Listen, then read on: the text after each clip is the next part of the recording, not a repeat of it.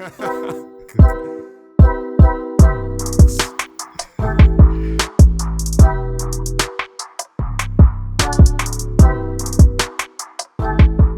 right, so we're back, and we reached to the point where we just understood the science, whole technology history, how she got to being a product manager wherever she is right now, which we'll find out.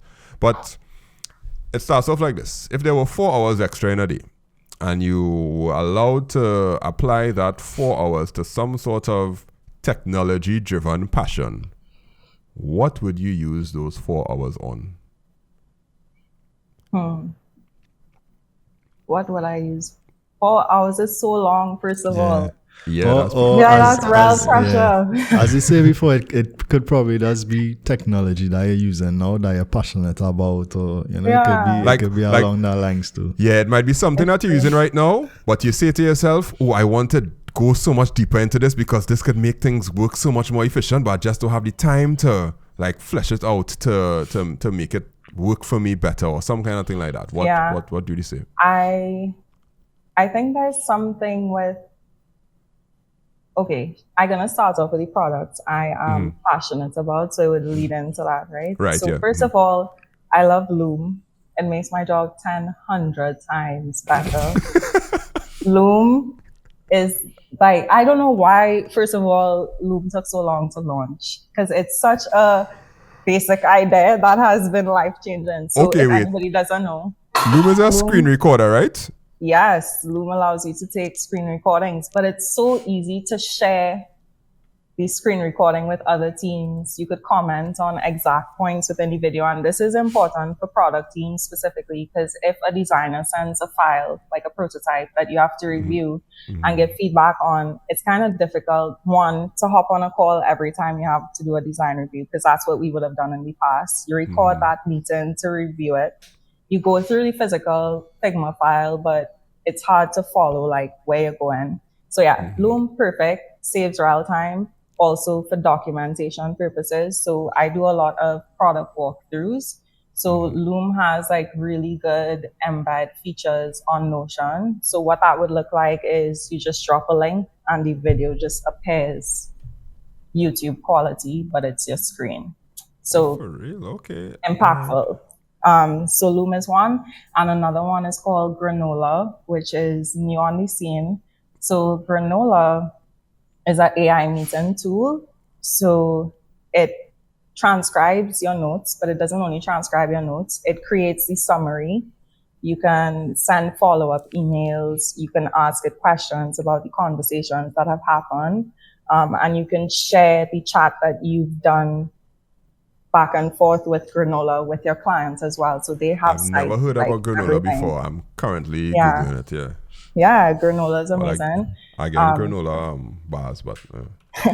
I am in a lot of meetings on a daily with clients and designers, developers. So Granola does really well in terms of documenting everything we spoke about, but also putting it into action items, key takeaways, like it just does it all for you.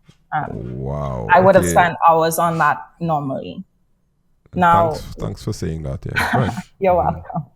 What I would work on for 4 hours is some type of tool that brings together my entire workflow to automate it. So right now I go to all these separate tools, and I also imagine that every person that works in business has their own specific workflow, their own roles and responsibilities.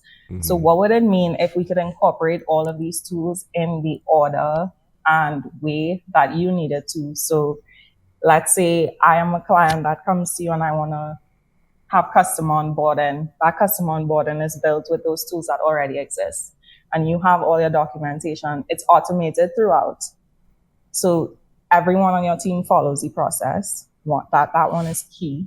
You don't have to train anyone, and your whole workflow is automated. You're super efficient. Like I would definitely somehow stitch together, like if it's an API, like whatever it is, I would stitch together everything and just kind of like be able to customize it based on who the user or the business is, like however they run their business. I just watching the excitement on your face about about workflow. Like, you don't really get somebody to be excited about, oh, I'm so workflow. Oh, you wouldn't believe how I want to. That's the most frustrating part.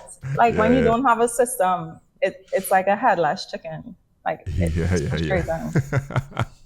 That's cool. That's cool. So you like so you have these apps that you use, and you kind of look for the best possible way to make your day efficient, because efficiency matters a lot to you, because the more efficient you do things, the faster things will get done, basically.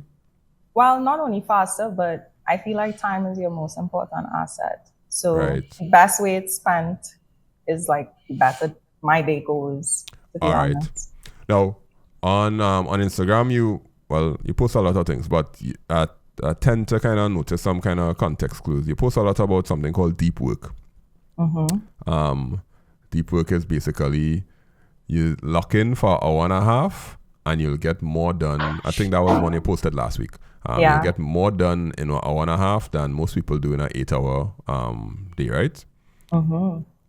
How did you find out about deep work, and what does it take to lock in for an hour and a half straight doing what you do? Because you are literally octopussing your hands all over with different clients, developers, this one, and all those different things. And for an hour and a half to do that, my eyes would pop out, because at some point in time, somebody will frustrate you. And the moment somebody frustrates me, I just push back my hands from the desk and be like, stop. Somebody just, because it's real hard to frustrate me. But when you do something frustrating, I'll be like, yo. And clients are the ultimate frustrators of life. So, you find? Yeah, like me coding and building something and working on the background. Okay. If the technology does something that's wrong, I don't see it as frustration. I see it as a challenge. I'd be like, it's not working. Challenge accepted. But if a human frustrates me, I don't see challenge accepted. I'd be like, you human, what? Why are you like this? You know, it is too sometimes, because you probably interface a lot with the clients, and you get the requirements and stuff like that, and then you probably take it back to the developers. Yep. But say if the client have an issue, or if they're being difficult, do you feel that on your end, or is it on the developer's end?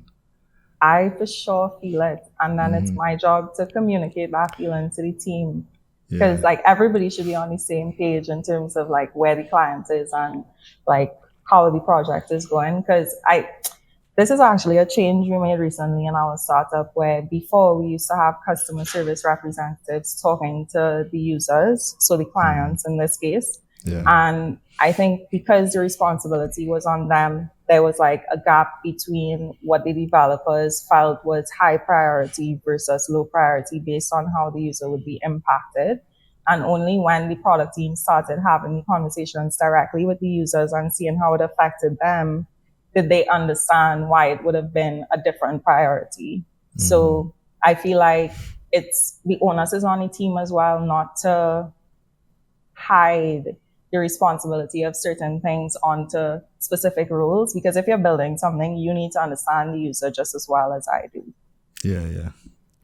So you would go in Loom, your favorite app, and you would do the client would say something that's kind of weird, right? So I'm just imagining deep work is like, okay, I'm going to go in Loom and I'm going to do the most fire screen recording ever, so that when I send this to these people, there is zero questions that they could ask, and there would be nothing left up to interpretation or anything like that.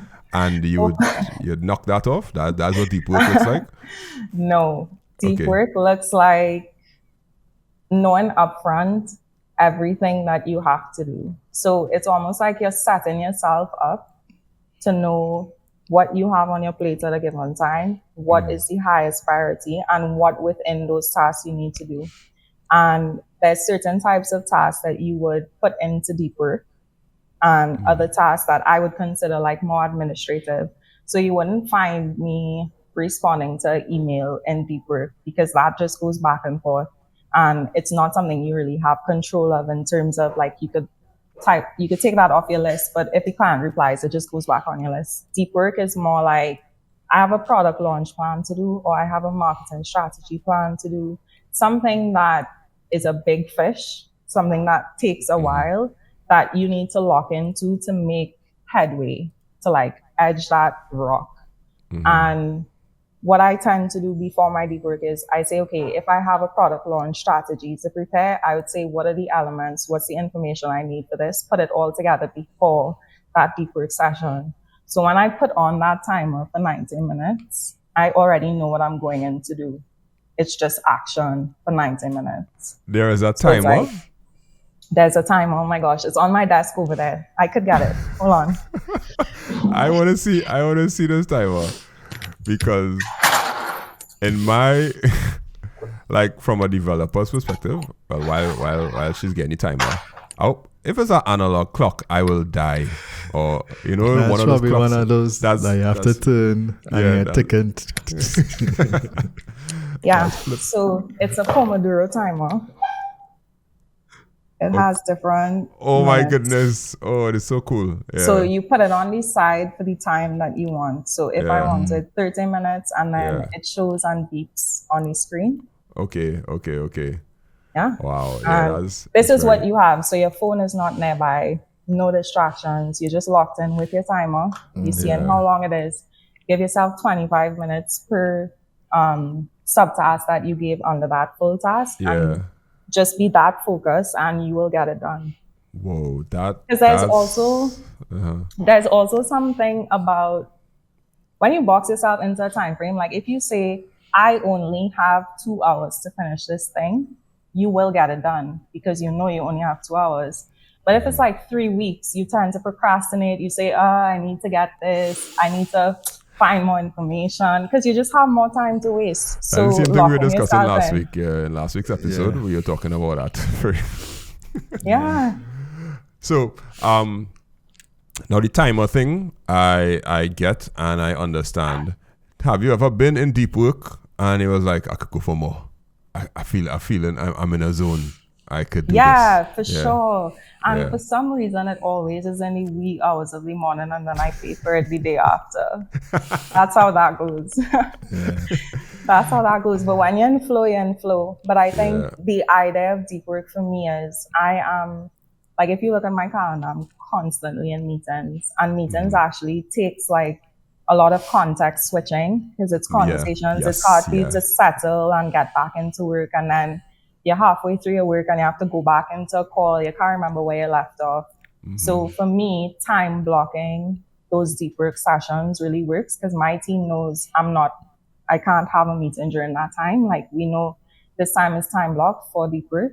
And I think your culture on your team really helps in that we respect each other's calendars. We know how each other works. And that really helps. So deep work is more in the chaos. This is the time I set aside to actually get things done. Yeah. And these are, there's basically utilizing calendars, like Gmail calendars, basically. For sure. You all use like Google Workspace for your work email, or you just use the normal Gmails? No, we use Google Workspace for Workspace. emails. Okay. Yeah. And I guess, based on your role, your deep work or your calendar will look a bit different, because you as a manager, having meetings, having to deal with clients and that back and forth, you're more or less constantly in a state where things might come up. So you need to specify that period of time just to do For sure, deep in work or your advance. creative type of work. But Because let's say, I know my workload. yeah. But let's say a developer or designer, most of their time would probably require deep work or creative type works, and not necessarily the meetings and dealing with clients. So I guess their deep work period might be a bit longer, or may have breaks in it in between, For sure. Yeah. So, as we came up with the scheduling part, I have a small team. I probably have like 4 people that work, right? Video editor, web developer, app developer, and an administrator, right? Those 4. When it comes to Actually, wait, no, this for the next section. We wouldn't talk about that now. Right, so that's the technology that you're passionate about because we want to stay on point. So we talk about the things that you do just now because that's going to be my leading question. In today's digital age, every business needs a strong online presence to reach new customers and stay competitive. But not every business needs a complex website or a full-fledged e-commerce solution. At Make It Simple TT, we understand that every business has unique needs, and we offer a range of tailored solutions to fit those needs. Over the years, we've helped many businesses. Our services include website design and development. We create a professional and user-friendly website like these that represent your brand and drives results. Invoicing and payment processing. We can streamline your billing process with a user-friendly invoicing system that integrates seamlessly with most payment gateways, and you can receive online payments easily. We also do automated order forms, which allows you to collect orders online and customer information effortlessly and send back automated emails, notifications, and reminders, and then you just have to make the sale at the end. And in some cases, we offer custom software development, where we can create a specialized software system that meets your business's specific needs. But the key to all this is that we make it simple. If it's not easy for you to use, then we failed. So you can contact us today to learn more about how we can help make your business more successful. You can WhatsApp us at 1-868-308-8799, or you can visit makeitsimplett.com/business.